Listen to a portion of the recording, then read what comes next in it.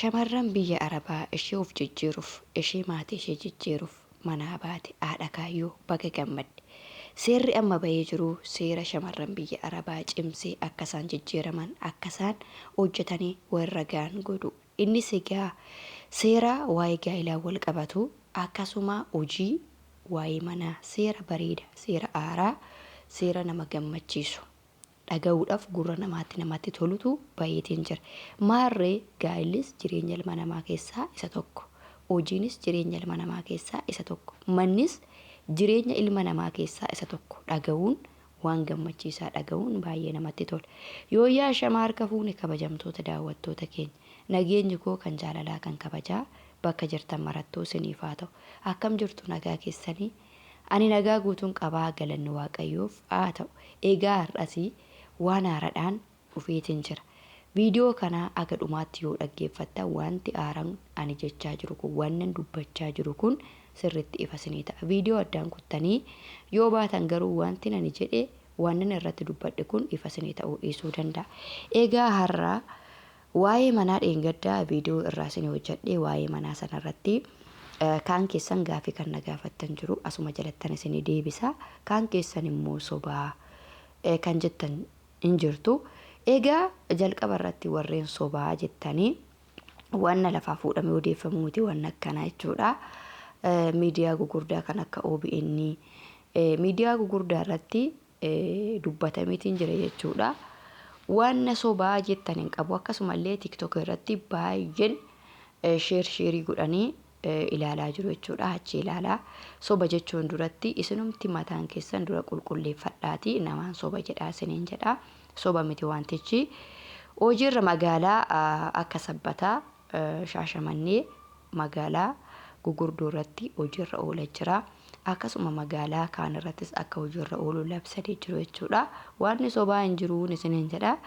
Inni lammaffaan immoo obboleettii tokkotu waa'ee kaaree irratti kaaree namarra yeroo kaarta pilaanii kennan kaaree namarraa gabaabsuu namarraa fudhatu.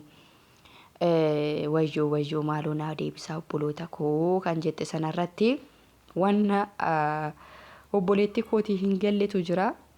Yeroo kaarta pilaanii kennanii fakkeenyaaf kaaree 300 qabdu yoo ta'e kaaree 300 sana guutuudhaan waraqaan isiniin kennamu. Maaliif yoo itti fakkeenyaaf kaaree 200 yoo ta'e kaaree 200 sana kaaree 140tti gadi butaniitu seera kaarta pilaanii sana waan ta'eefi akkasitti isinii kennuuf. Kaaree 400 yoo ta'e fakkeenyaaf kaaree 400 yoo ta'e 340 akkasitti gadi butanii isinii kennu jechuudha. Kun seera kaarta pilaaniiti malee laficha keessan sanarraa kutanii isin jalaa fudhatu jechuu miti jechuudha.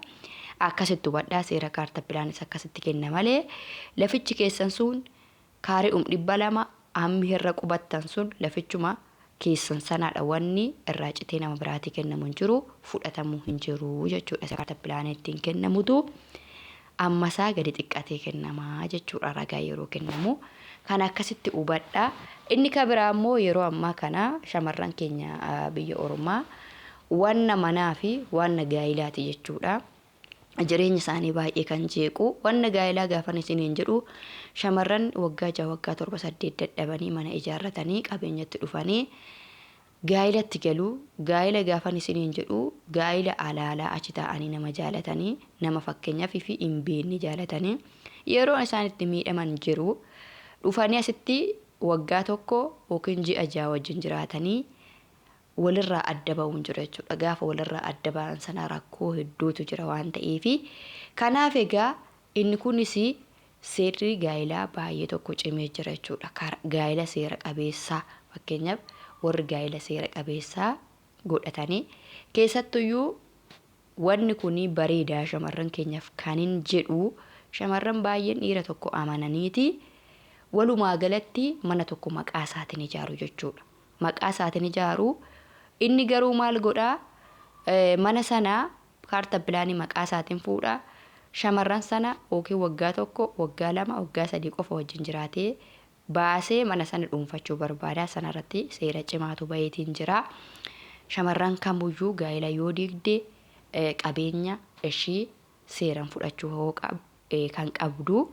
Kun immoo waa'ee dhumti hamma seerri sadan kun shamarran biyya arabaa fayyade jedhee yaada.